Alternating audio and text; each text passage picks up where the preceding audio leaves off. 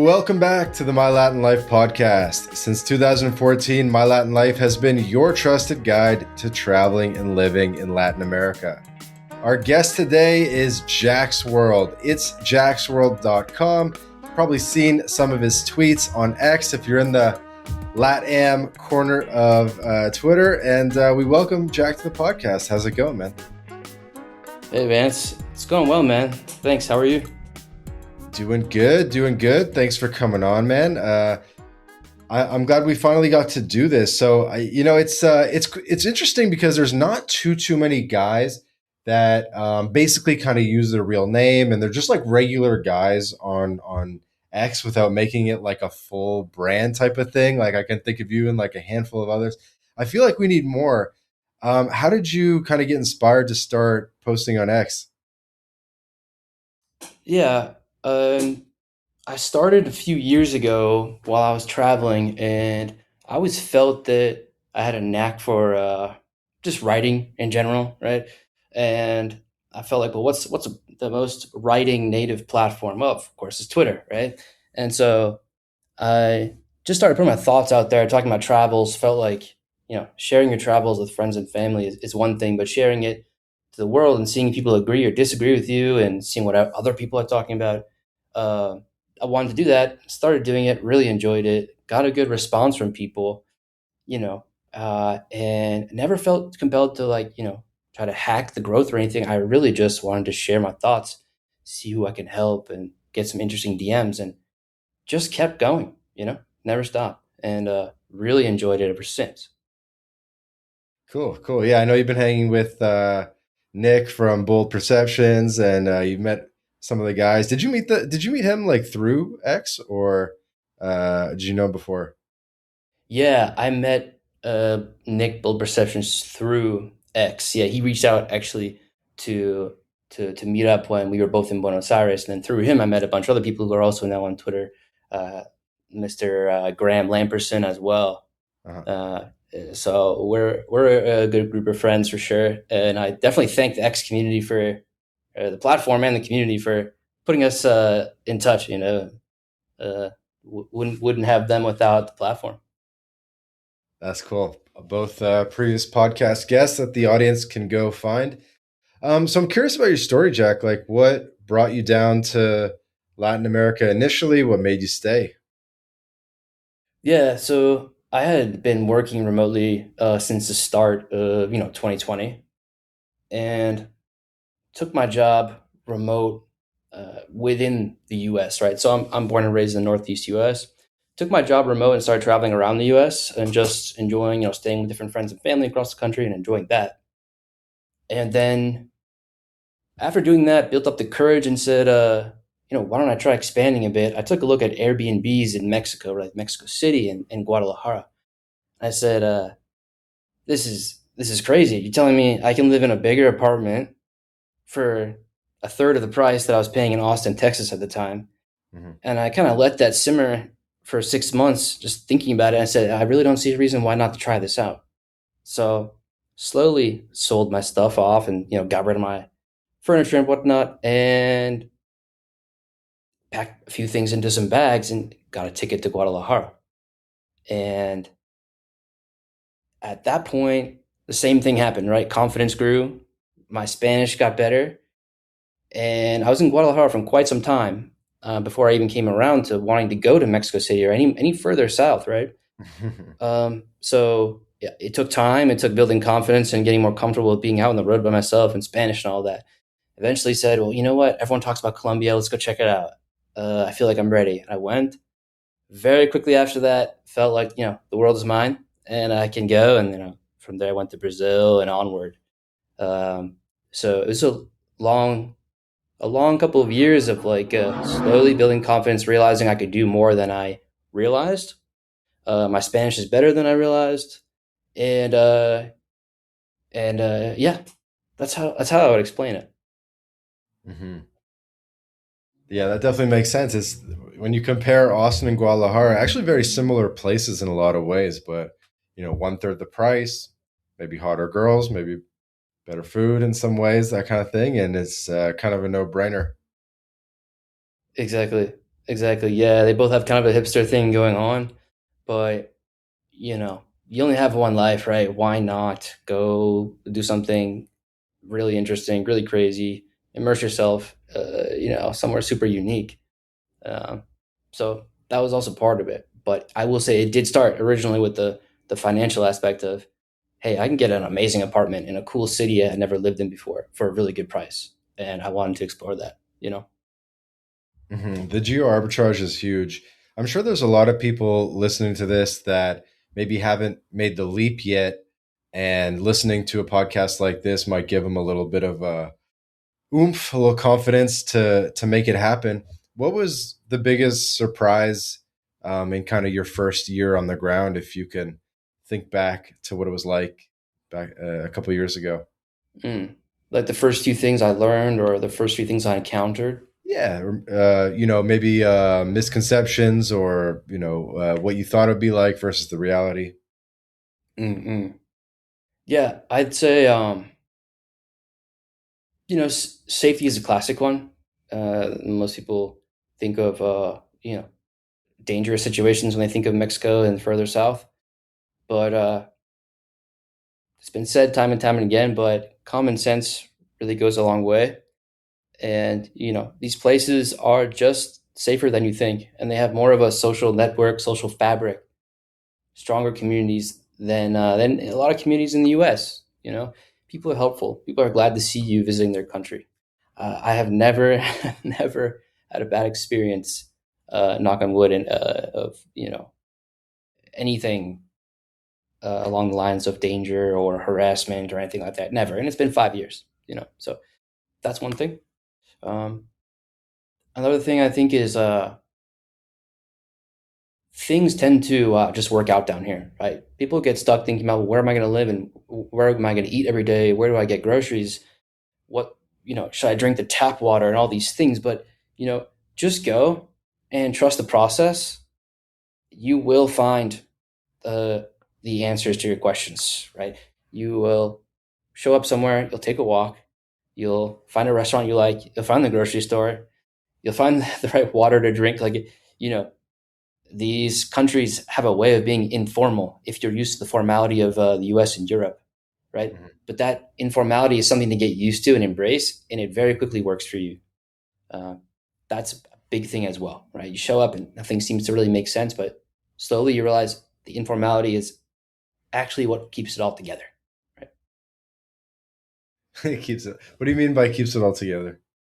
Like local word of mouth, or just asking someone a question, or knowing a guy that you met the first week that you showed up in your town in Brazil who said, "Hey, anytime you need a ride, shoot me a text." And 2 months later, you text him and he's there in 5 minutes. Like that type of informality is way more powerful than people realize, right? So get comfortable with that, Mhm. and you will succeed. Yeah, and you mentioned you're from the Northeast, right? Yes, So I imagine, like, Americans that grow up in Texas or in the South, they're kind of a little bit more used to the Latino vibes. But if you're from the Northeast, like, and me too, like we're so not used to some of these things. It's just like like individualism versus collectivism, or the informality. So it's a pretty big culture shock, but it's fun, right? I agree. It is a culture shock. It is. And yeah, what I mean to say definitely with all this is it's fun, right? And when you get used to that informality and learn to use the social fabric and use those little connections and use your neighbor or the guy you met somewhere or met the Uber driver you met, learn to hold on to phone numbers, be a friendly face. It's You get used to it. You get used to it, and it's really fun as well. Yeah, I think just when we come from like such like a uptight environment, I said that weird, uptight environment, that it's just like people, it's just like your eyes just like open. You're just like, oh my God, like I never want to leave. This is amazing. Cause like back home, like it's hard to even like get five guys together for a steak dinner. But in Latin America, you can do like every night. Mm, mm. Yeah, I agree. I mean, some people know it, some may not, but asado culture in Argentina and Paraguay, for example, it's so consistent. You know, almost everyone you meet is going to invite you to their own weekly asado that they do at their house, and they go to five other asados every month, and it's just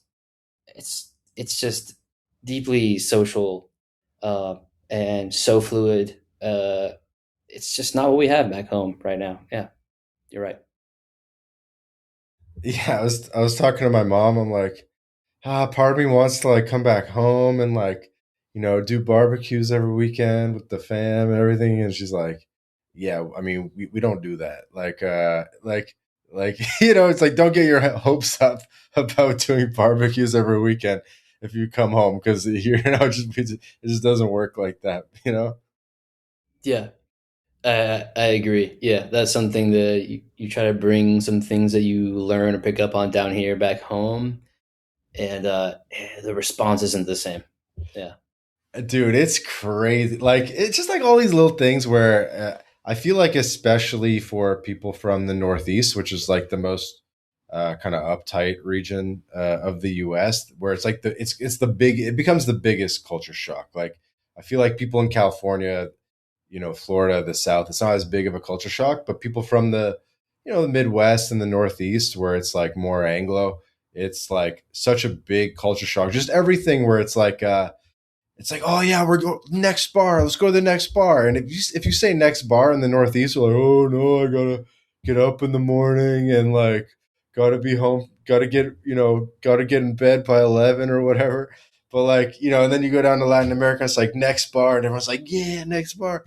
Like it's so I don't know. It's just like it's and a lot of people get lost in the sauce too, right? Because it's like too social. Yeah, I agree. Yeah, yeah. Depending on where you are, if you're especially in one of those party cities or party towns, there's a lot of fun to be had. So many places to find, so many people to meet.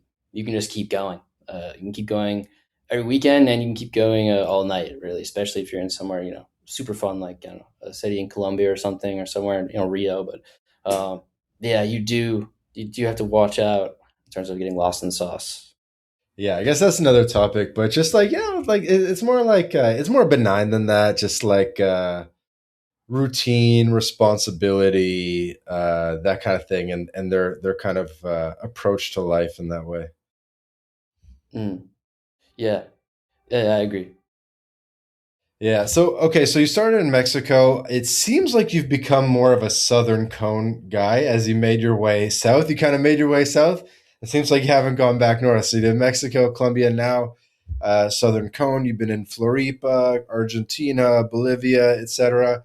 Sounds like you're kind of pretty bullish on the Southern Cone and liking it better than Mexico. Let's say. Yeah, I did make my way south over the years exactly. And I think ever since I stepped foot in Florianopolis and Buenos Aires and Asuncion, and then all the surrounding smaller cities, I kind of found home down here. And not that all these places are the same. There's still large differences between one city to the next and just the Southern Cone itself. But Totally. it's yeah, I'd say I've found home a bit, and I will still stop in somewhere like Colombia or Mexico along the way. Love those places. Always got a spot there, but I think there's something special going on down here between the culture, way of life, safety, the energy, things growing.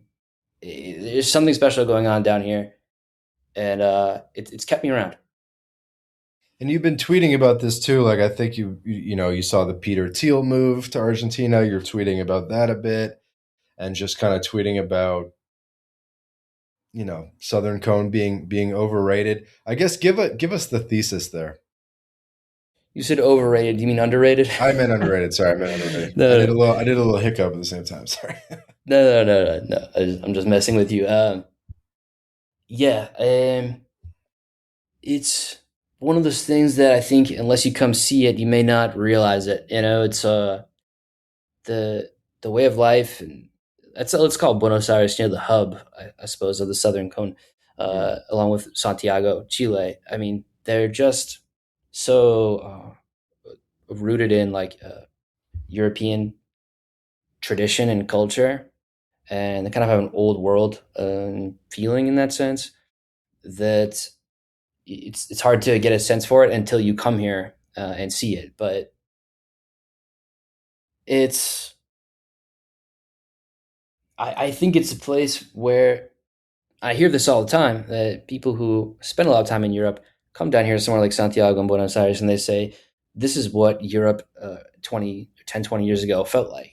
You know, it's just a bit older, right? It's Mm. things are not as modernized. Things still run on more casual, like that informality still exists. Things are cheaper. Um, it's less of a news cycle running through everyone's mind all the time. You know, people just enjoy life, and that's something that once you come here, you'll see it. Uh, I think, yeah, safety is a big thing, right? I've never felt safer in places like Santiago or Buenos Aires.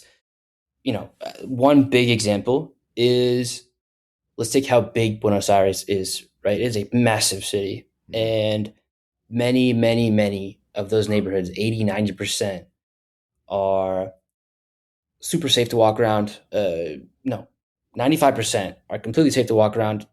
Go into any cafe you see, go into any restaurant you see. You can walk. All of my friends say the same thing. You can walk for 2 hours straight in Buenos Aires in one direction, and it is still safe, cool, aesthetic, same culture. Uh, and that I think is something deeply appreciated by people, right? It's it's like same thing if you go to Paris and walk around there, or go to Madrid and walk an hour across the city. It's still Madrid. It's still safe. It's still beautiful. Buenos Aires is the same way, right?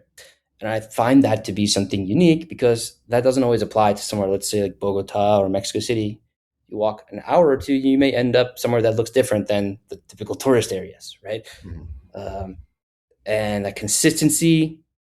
that the consistency across the city and the way it feels, I think is a good example of why it's a such a great place, right? Tell me a bit about Brazil, which is a little bit different, right? And there's not every digital nomad makes it to Brazil. They get maybe a little bit comfortable in the Spanish speaking world. They say, "Oh, I've already built like a little bit of momentum learning Spanish. I don't want to start from zero or near zero again." I think that's part of the apprehensiveness, but how was that foray into Brazil for you? Mm. Yeah, I definitely encountered that, right? But if you've got Spanish, you've got a good part of Portuguese already. I think some people know that, but um, you know, Spanish and Portuguese are super similar, and you'll be able to read Portuguese very well if you already know Spanish. But when it comes to talking to people and listening to people talk, yeah, that's when it gets hard. But it's another layer of don't get overwhelmed, right? And don't let that hold you back. It's another culture, it's another language, it's something to experience. And you will find Spanish speakers or English speakers across Brazil anyway. But I I've really enjoyed my time there. There's some places that people really don't talk about, don't know, that are unbelievable, right? Unbelievable in terms of like things to do, how safe they are, infrastructure wise, especially if you're talking about the bottom three states of Brazil. Those beach towns and some of those inner cities like Curitiba, really still off the radar, but super cool. Have some incredibly interesting, old rooted Italian and German communities, even Polish communities. I know Bold Perceptions has done some interviews with people down there and toured those towns. Yeah. Really fascinating places. If you're kind of a history buff or something like that, these communities are there. They're almost untouched, and so the history is incredible down there. You got Italian, German, Polish people, all kinds of communities, and the beaches are amazing as well. Uh, it, Florianopolis and the region surrounding it, they call it the California of Brazil, and I would have to agree with that. It feels like a Brazilian California, Mm. right? That's that's how things for me went in Brazil. I mean, really enjoyed it. Portuguese is hard, yes, but it's worth it. There's a whole lot to see there. And so your advice to people considering or avoiding Brazil is go for it. Yeah, it's like go for it. There's a lot that I can say. The north versus the south is a big one. North of Brazil, the northeast beaches of Brazil are very different to the south, Did you southern make it up there? east. Did you go Nordest? I haven't actually. I only know that they're different, right? Yes. But that's what I can say. I've done a lot in the southern three states of Brazil. I have not done the northeast, and I do need to. I'm eyeing a few places up there for the coming future. But so even just talking about Brazil as a whole is difficult, right? Because it's a massive country. Mhm. It's incredible. But my suggestion is go, and from what I've heard from other people on X as well, my suggestion is go to the part of the southern part of Brazil, and when it comes to the Northeast, you also should just go. Right? They have like a beach culture that is unmatched. Um, they truly live like a relaxed beach lifestyle, and from what I hear, it's not replicated anywhere else in the world. Totally. Okay, so let's talk a bit residencies and real estate. I talk about residencies all day, every day, so I'd actually be more interested to talk a bit about real estate. So I was curious, have you done any real estate investing in the U.S.? Do you work in real estate, or how did you kind of start talking about it in the Southern? Or I'm just curious with what background you're coming to it with. Mm. Yeah, I come from something of a background in real estate and finance. In the Northeast, I have a background in finance, but didn't really uh, work on a lot in real estate in the Northeast. Most of my interest came when I was down here. Because you come to some of these cities down here, these beach towns, amazing places to live, and you naturally say, "Hey, how much does it cost to own something here?" You Yeah. know, so that's where my interest came in. Yeah, yeah. Got it. So I guess how's the investigating real estate in the Southern Cone going? Have you bought anything? No, I haven't bought anything. I am involved in a project, right? So I have invested in like a with a pool of buyers in a couple of places, like some land outside of Asuncion and some a new construction here in Santa Cruz, Bolivia. Hmm. But I don't personally live, in an apartment that I bought. But that may change. But doing the math in some of these cities, certain areas are just better to rent than buy, and there's other places where buying is mathematically better. If you want to look at a 10-year window than renting, right? So I have invested. Due diligence is always what matters. Not just talking to someone the other day who did a modest investment of $8,000 in a plot of land in San Pedro in in Paraguay. So that type of thing I find really interesting. Whether it's you're buying with a pool of investors that you have confidence in, like a group, or you want to start in a modest way, like 10,000 USD or 20,000 USD in a plot of land. Hmm. Yes, due diligence matters. It matters which country you're in and all of that. But that is something I find really interesting for those who are just looking to get started, right? Who have a good feeling around Asuncion or a good feeling around land outside of Florianopolis, for example. Cool. Yeah. Okay. So I asked Grok, like, what should I ask Jack when I get him on the pod, and they and one of the questions is, tell us about that 20,000 acre Tierra del Fuego property. Was that? Okay, this place is incredible. Yes. So, you know, while I have begun investing in the region, I'm mostly exploring and sharing it, right? I've made it my job to explore and share things that you just can't find online, right? And I think that's where my value comes in, right? Is the connections I've made down here, the things I have access to, off-market opportunities, and that's what I love to share, right? So while I have invested, I enjoy exploring it the most, right? Sharing that background with people, and this was a crazy example of that.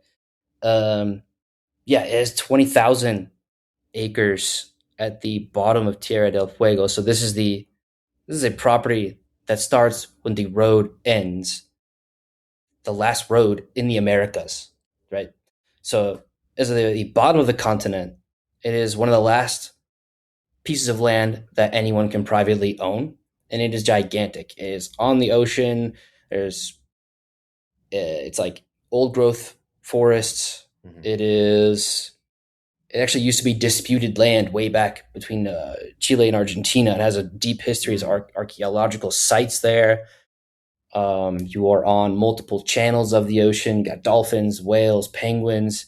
You can do, if you just want to visit that region, you can hop on a boat and do a tour and go check out glaciers. It's basically like, you know, living in this gigantic piece of land next to Ushuaia, the bottom of Argentina. And it's like, what I would say is the most ultimate get away from society, forget everything, turn off your electronics, and live somewhere incredible, type of place that you could ever imagine. It's actually Okay, so subdivided. ocean. Okay, sorry, keep going. No, it's okay. It's 20,000 acres, but it's subdivided already into 8 different plots because buying the entire thing, I'm sure someone could, but it's for sale as eight That's what I individual was gonna sub. ask. People are gonna be like, okay, so how much does it cost? Yes, yeah. So it's kind of I shared it because it's kind of trophy piece of land, right? So it's obviously going to be expensive, but so the 20,000 acres subdivided into 8 lots. One is smaller than the rest, and one is a bit bigger. The smaller one will be around 1 million USD, and the bigger ones will be 2 to 5 million USD, roughly.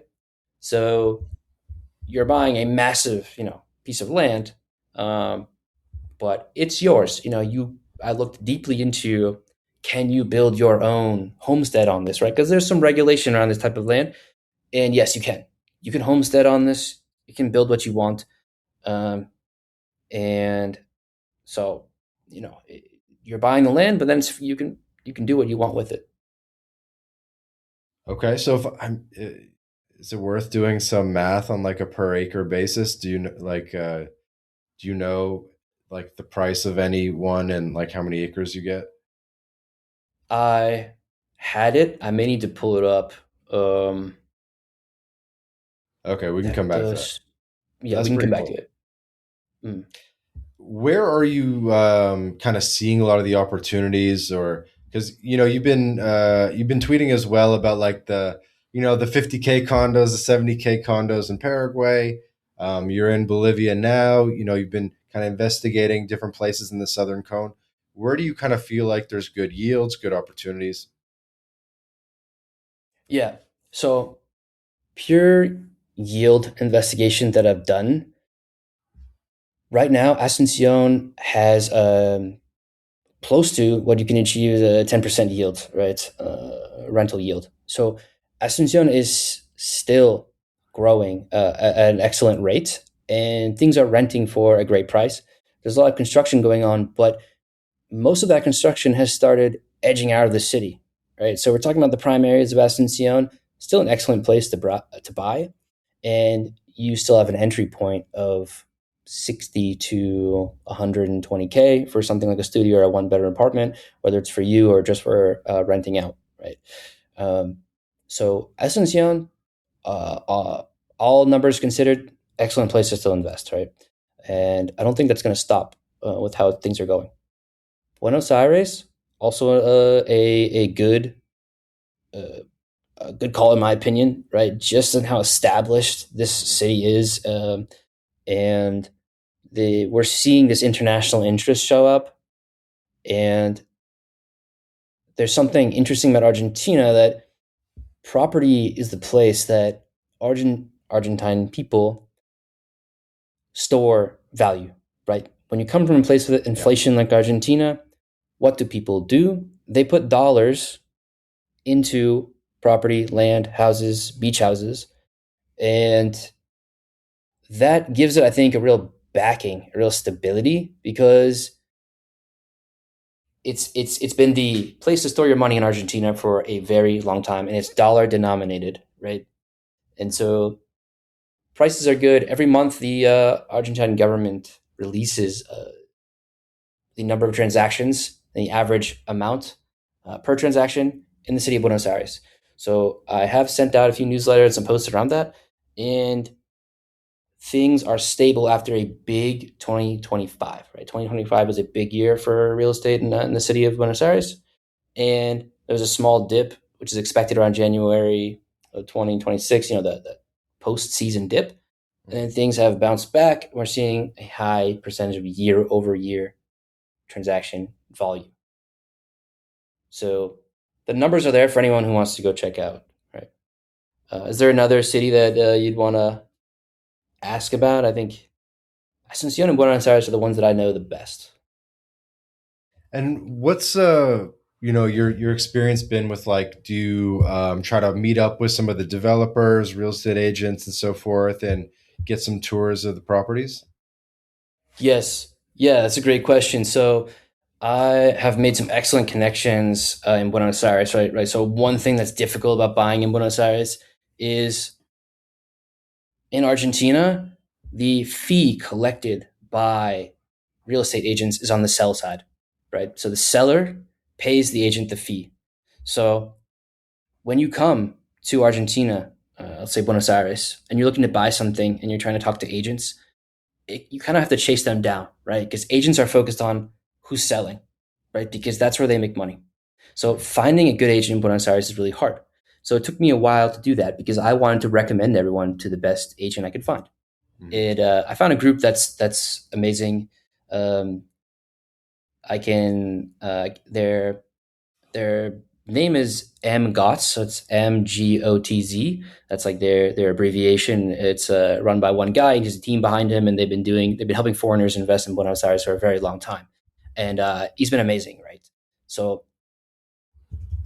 I have done several meetups with him. We talk about Buenos Aires real estate all the time. Great resource. Similarly, in Asuncion, I did go meet up with the biggest new construction developers there and went through a few presentations with them. They took me around to a few properties, things that were already built, and some new construction. And it was super interesting. They let me visit a new construction, a current construction building. I had to put on a hard hat and everything and go walk around mid construction. So that was really cool. It's something just outside the center of the city, and that has really helped get a feel for things on the ground, right? So I now have direct access and for questions or information to the developers, the biggest developers in Asuncion, as well as in Buenos Aires, like I said, someone who's been working with foreign investment for 20 years, who has an amazing feel for the markets as well. So yes, absolutely. So it sounds like you're more kind of bullish or focused on the pre-construction stuff. Yeah, I talk about the pre-construction stuff often because there's the opportunity to finance. And so I think a big thing for people coming from the US and Europe is we have Mm-hmm. access to traditional financing, right? Mortgages, banking. Mm-hmm. And that is, more or less doesn't exist in South America like it does Right. back home, right? So when a developer in Asuncion is offering 10-year financing on a, 10-year financing? Wow. oh yeah, and this would be 10-year financing on a building that is finished in a year or 2 years. So you're continuing to finance it after you've been delivered the apartment. It's not just pay monthly a large amount until you get the apartment in 2 years and then you move in and it's all settled. No, you can finance it after, for 10 years. So 8 of those years, you've already been living in the apartment. That's why I posted about that and really drove that home in one of my newsletters because it was super compelling. And it's a great developer, and they've been in the city for a long time doing this, and they keep expanding their opportunities to offer financing, right? So Mm-hmm. a bit of a tangent there, but that is the reason why I talk about new construction, pre-construction, because it tends to be a lower price point for people. If you do your due diligence on the builder, you'll be just fine, especially in Asuncion. And then Buenos Aires has less of that new construction. Um, because it's just an older city, right? And you're buying something that's more of it's like buying an apartment in London or buying an apartment in Madrid. You're less likely to buy some place with a pool and a gym than you are just a studio and a walk up. It's different. So, yeah. That's cool. I've never heard of 10-year terms. I think what would be interesting is uh, one issue in pretty much every Latin American countries is like the title, the transferring of the title is not nearly as fast as like in the US or in developed countries. And so what happens is you kind of get locked in until you get the title and you can't sell. So if someone wanted to like buy pre-construction, and and maybe like the value went up and they wanted to then sell like after it got built or whatever in like a year or two, you might not have the title yet and you might not be able to sell. So I just something to think about or to ask about. They'll probably always kind of like BS you a little bit and be like, oh, title comes fast, title comes fast, but like the reality can be a little bit different. But there's a lot of stories there. Yeah, I would jump in and mention one thing that I have heard, and that if you do buy new construction in Buenos Aires, the law around who actually owns that unit can mean there's a delay around a year until it's truly your apartment. And Yeah. it's the developer's apartment Yeah. until around a year after it's been built and you've lived there. Uh-huh. And that's not something that's not the developers trying to stiff you. That is just something built into ownership laws, right? So it's again due diligence, right? Matters. And then yeah, yes, you're right. There can be difficulties around that. I think if you're buying somewhere rural, you might want to triple your due diligence, right? Working with a developer, then you're going to have an access to a community of people who are also buying, and talk to them about how title transfer is going to go and how the true ownership of your unit is going to go. Any other sort of differences from investing in U.S. real estate that you noticed from talking to everybody down there? Yeah, yeah. In the U.S., we have so many places that we put our money, right? Stocks, um, banking, CDs, money market funds, all these things, right? And of course, real estate is massive as well. But the thing in South America is really real estate, right? We have a culture of wanting to own a single family home in the US one day, right, for young people. Hmm. That is shared in South America as well, right? People Yeah. want to own their house one day, and it is the number one way that people store value, right? Hmm. These people from these countries are trying to avoid, or many of these countries are trying to avoid problems with inflation or the government, messing with the value of their currency, or changing the currency entirely, which has happened. How do you get around that? Well, you buy something that you can actually touch, right? You can go touch your house. It sits on land near a city. It has value.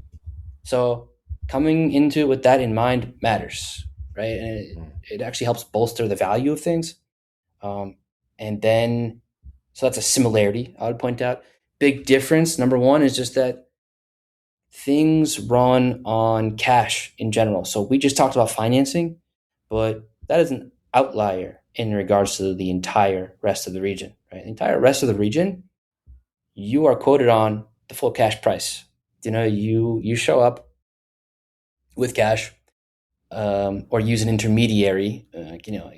Gets kind of detailed if I were to explain how that works. But you yourself don't need to fly in with $100,000 cash, but you would have it in a bank and then use an intermediary, a trusted one, in Buenos Aires, for example, who will bring the cash for you to the deal. Right? It's super common. Everybody does this. So things in many countries work on literal USD cash, or you need to use USD, transfer it, have a local bank. Let's say in Bolivia, you do local bank where you switch USD to Bolivianos, pay the entire price of the unit or house in Bolivianos via bank, right? So really interesting, to be honest, the fact that things run on cash. And I'll say one more thing. In Buenos Aires, people ask all the time, is it really just cash? And the answer is yes.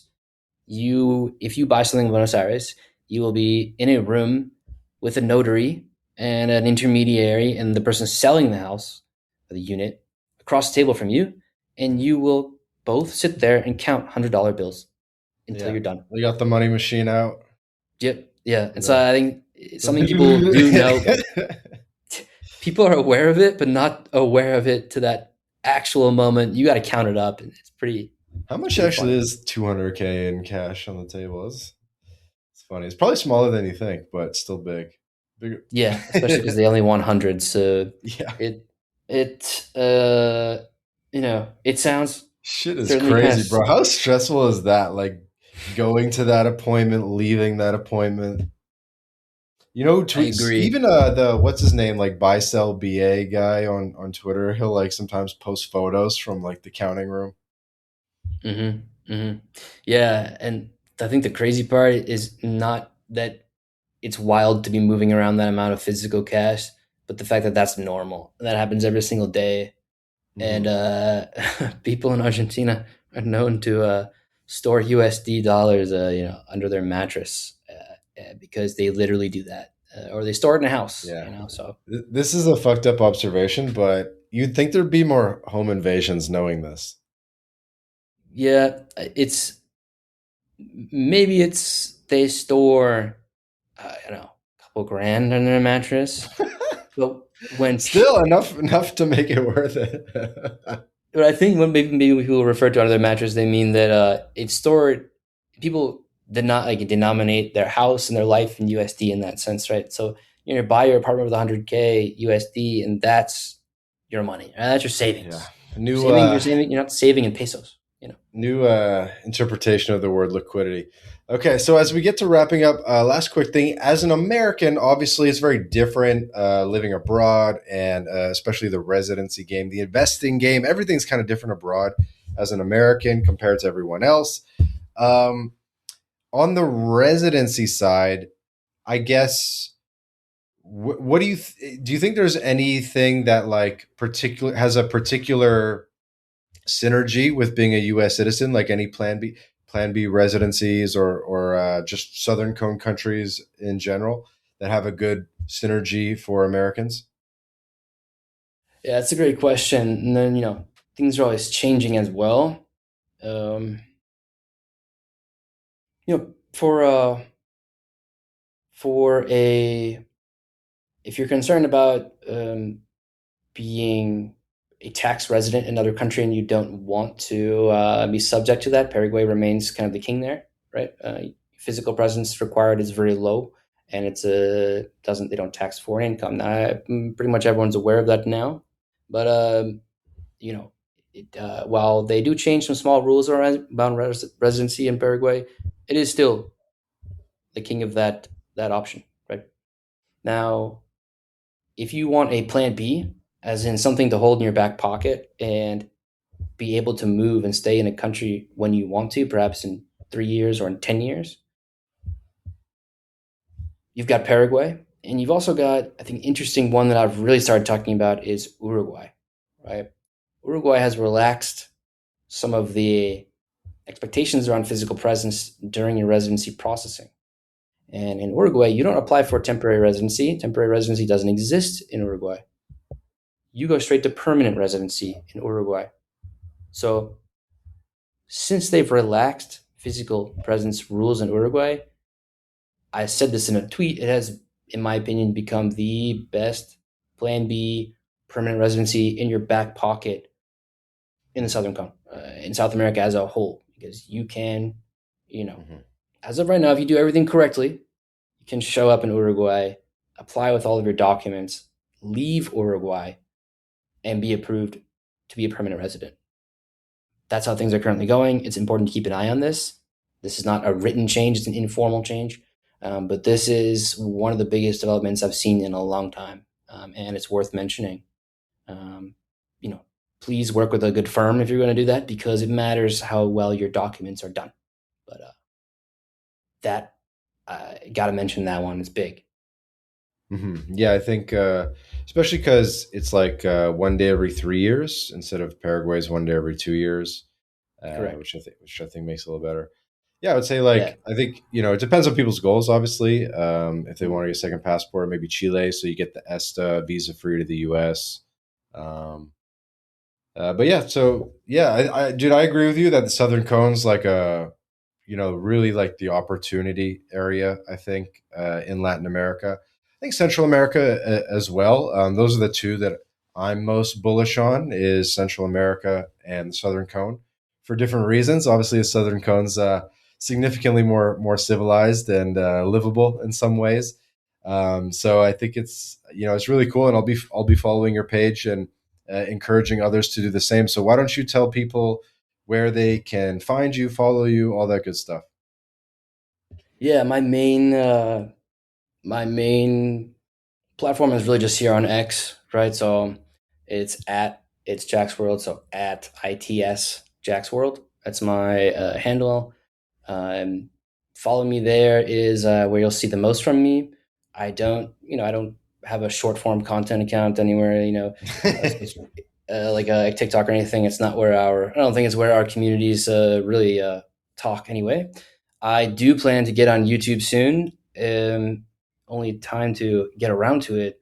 Um, so if you follow me there on X, I will share when I post my first YouTube video, maybe about um, Asuncion real estate. That's what I'm thinking. And then you can also go to itsjacksworld.com to shoot me a message or anything like that. I've got some articles and whatnot. And sign up for your newsletter. Yeah, absolutely. Yeah, that's also right on the front page of itsjacksworld.com. It's my property newsletter. We've got a really solid amount of people on there, around 1,000 readers, and I really keep it about once a month because I try to keep it as valuable as possible, right? And share Mhm. real developments. How'd you get 1,000, dude? Just from doing the subtweet on your tweets, or how'd you get 1,000? That's pretty good. Yeah, just tweets. Yeah, and then letting people know that it exists. I had a few tweets just do really well talking about real estate, and especially around, what really drove it is talking about financing opportunities in Asuncion. I knew Uh, that would hit a certain pain point for people, and so when I really made it clear that this exists in Asuncion, and I want to talk all about it in my newsletter, that drove a serious amount of subscriptions to the newsletter. That's free, by the way. I don't. It's not something I charge for. It's just a totally, yeah. totally. Hey, dude, random question. I just wanted to ask. It's Jack's World. It kind of reminded me of the Jur's Way. Was that the inspiration at all? That's funny. I never thought of that. No, I don't even know that I followed Jers at the time. I'm not sure where the inspiration really came from. I think when I think about where my name came from, it comes from an old TV show, like when we were super young. I'm not sure how old you are, but um, it's Rocco's Life, It's right? It's Rocco's Life. What is this Rocco's Life? I don't even it's heard an of that. old Rocco's Modern Life. I'm sorry. Dude, I've Rocco's never even Modern heard Life of was a this. Nickelodeon show in the 90s, and for some reason that I think Are you older than me, bro? I thought you were younger than me. I'm 29. Yeah, I'm older than you. I think in Canada, we some of the shows didn't get the distribution. Uh, But y- okay, no, that's funny. Now we know the origin. yeah, yeah, something like that. It was inspired by the name of this old TV show. That was it. But yeah, that's it. Dope. So we got the origin story, guys. Go follow Jack on X. Go sign up for the newsletter. Links in the description. So we'll wrap it up there. And for the audience, also, please subscribe to the My Latin Life podcast on Apple Podcasts, Spotify, YouTube, wherever you're listening to this. Follow, leave a review, leave a comment. Let us know you enjoyed the episode. We put out a new episode every week with amazing guests like Jack, and you won't want to miss an episode. Ciao for now.